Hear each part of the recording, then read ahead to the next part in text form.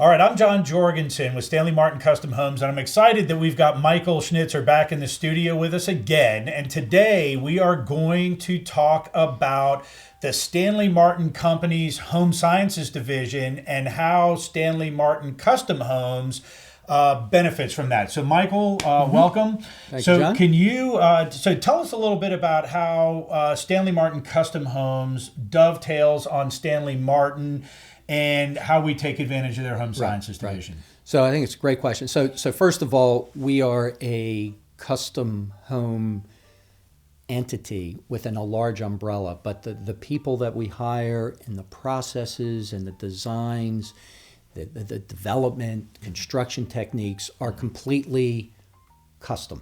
We have no production mentality in our company. In fact, 100% of the employees at Stanley Martin Custom Homes are only doing custom. And mostly all of them come from the custom home environment. Right, exactly. Yep. So part of the things that in terms of synergy, right? So aside from the liquidity and the finances, being able to pay bills on time, and just the overarching cost of being able to utilize and dovetail Stanley Martin, the production unit costs, is Stanley Martin has a home building sciences department, and they focus, as you would imagine, on green home building, energy conservation. It's a huge thing in today's market. And so what we do is take the information that they learn and they develop, and we bring it into the custom home company. So I'll just give you a couple examples, right? So this isn't taking a production build and putting it into custom build. It's taking lessons learned and new information. So back in the day, we used to always put a furnace, or called an air handler, in a unconditioned attic.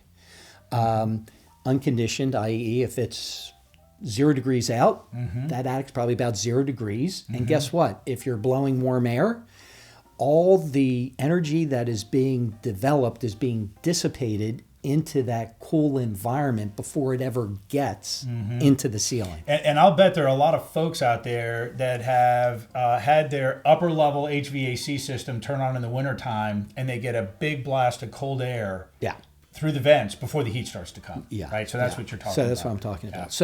So what we've learned is there is nothing more inefficient than putting a HVAC system in an attic. So let me just back up high level.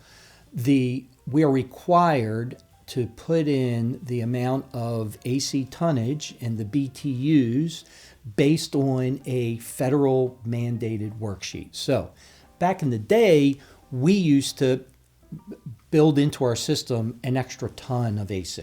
So I'm talking 80s, 90s, extra BTUs in the furnace. Today, we can't do that. Right. So that means if you have a 5,000 square foot, and I'm just making up numbers now, right? I don't have a worksheet in front of me. So if you have a 5,000 square foot house on the top 2 levels, the worksheet may say that you may not exceed 4 tons of HVAC. Right.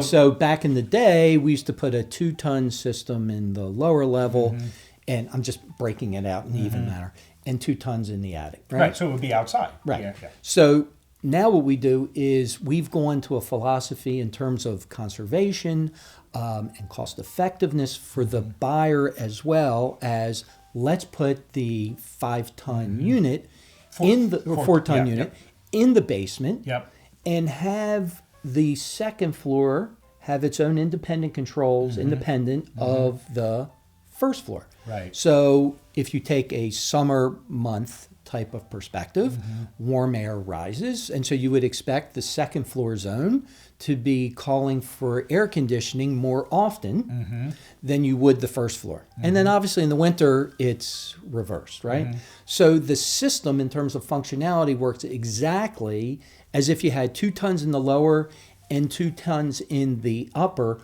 We're just combining it together, but you get the net effect is exactly the same. You're not getting more warm or less warm air having two different systems. Yeah. And replacement is going to be less, right? Yep. If you ever have to, maintenance is going to be less. Yep. So there's a whole plethora of things that come with conservation.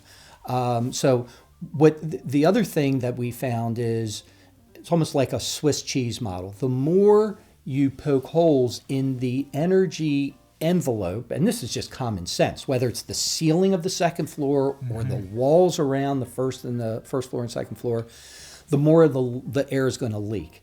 So what we have to control is air leakage. And we call that the building envelope. The building envelope, right? So back in the old days, we used to come in and come through the ceiling of the second floor. Well, guess what? That's just like poking holes in Swiss cheese. For recessed lights.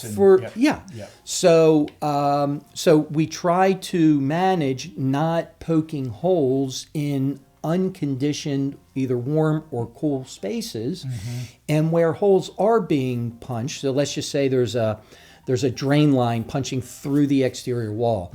Back in the old days, everybody remember, used to have thumb gum and used to seal it around the pipe, and it was gray, and it would start to crack, and you would replace it all over time, or you just never would replace it. Yeah, well, we're going to put a picture of that in. Yeah. Well, And so now, in today's technology, we use something called quick flash. So this is a material that's fastened to the wall, and it's got a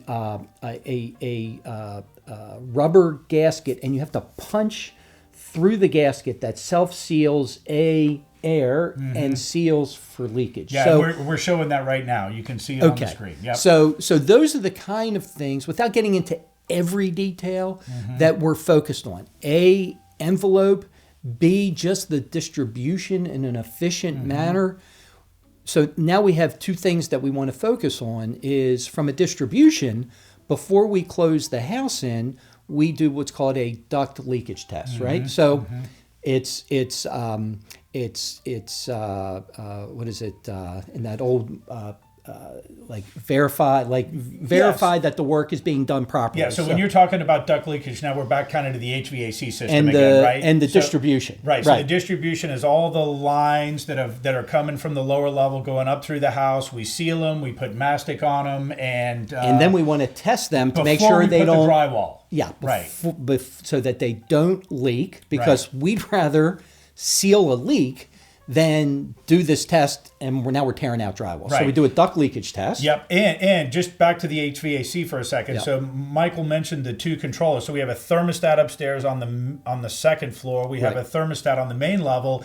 Then there's an electronically controlled damper. So if your second floor is calling for air conditioning and your first floor is not, the damper closes and it pushes the air conditioning up to the second floor. Exactly. So all of these lines where the AC or the heat is going are called ducts. So now before we put the drywall in, we're doing a duct leakage test. And if they leak, we seal them. And then we test again. Exactly. Right. And then remember, we're talking about so that was distribution. So now we're talking envelope, right? And so we do what's called a blower door test. So this is when the house is done. Close all the doors, all the windows, and we vacuum. We pressurize the inside of the house, and now we're measuring the rate of air exchange between inside and outside. And that also gets into how well is the outside envelope sealed. Here's high-level results. So older homes built in the 60s or 70s had something called a home energy rating, or HERS score. And those homes probably scored around 140. And that test on an is index. by who figures that? A third party. Gotcha. A third party rating agency. Yeah. Today's newer homes probably 90, 100, maybe in the high 80s. HERS unit rating. Our homes rating, without doing anything, nothing special, is in the high 50s, 58. I think overall last year is about a HERS index of 58. Yep. If we were 0, we really wouldn't be consuming any energy. So we are, without doing any work, significantly more effective in terms of your utility bills, and just your comfort level in the winter and the summer than any other builder. Right. So just a few things that you touched on here in this discussion is, we heat and cool the entire home from inside the building envelope. Right. We create a very tight building envelope. We have an air seal program. We use quick flash, and we do various other things to create a tight building envelope. We minimize the number of penetrations through the building envelope into unconditioned space. We have the dual thermostats to bring comfort. You're only maintaining one HVAC unit. And really, when we first started doing this a long time ago, ironically, we had an HVAC contractor come in to buy a home from us, and he was so excited over the fact that there was only going to be one unit in the house. And he said, I don't understand why everybody doesn't do this. It makes perfect sense, because when you have two units, you have two inside air handlers and you have two compressors outside. Well, you have two mechanical devices that can fail. Right, that have to be serviced, maintained, and that are consuming electricity. So it's really brilliant. And then, another thing we do that I don't think you really hit on is we flash foam. I was going to talk about that. Yeah. So I'll let you talk about that. So the where we found from doing various testing, we get the most leakage is between floors, let's just say first floor and second floor. So in those areas, we flash foam, what we call the band board or the perimeter, and then we insulate. And what does the flash foam do? We're not flash foaming for the R value or the insulation value. We're flash foaming because we want to seal that perimeter from leakage. So the two huge areas that have air leakage is basement to first floor, first floor to second floor, and we have certain building practices to lock in the air. Now, one other caveat to this, our homes are sealed so tightly that they're actually if we didn't do this, you would have an unhealthy home, right? Because you'd be breathing stale air. So we have to bring outside air into the home every hour so that the air is not stale and that you're healthy. Fresh air cycler. So it's not. Right. Outstanding. So what other things would you think are important from a home sciences perspective that focus on energy efficiency? Well, I would say, it's the envelope.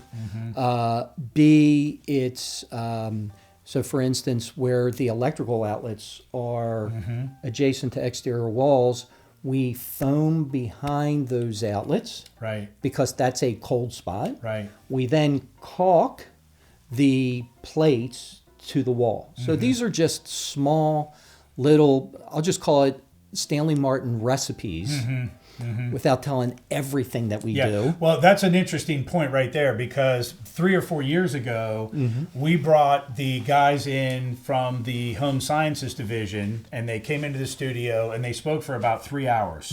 And they had all kinds of things up on the walls about all the things they do.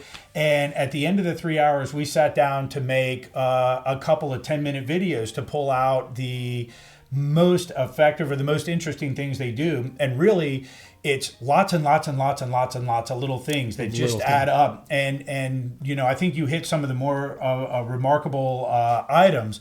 But the Stanley Martin Company's Home Sciences Division, these guys are working every day to make the homes more energy efficient. And Michael and I at Stanley Martin Custom Homes, we take all that knowledge and we build it into our homes. So it's a great advantage that exists, I think, only at Stanley Martin. I'm not aware of any other builder out there that we compete with that has that A has the resources, but B even has a home sciences division. Yeah, so, I would say one last thing, and this kind of gets into the energy efficiency, but on the outside of our homes, we obviously wrap the homes.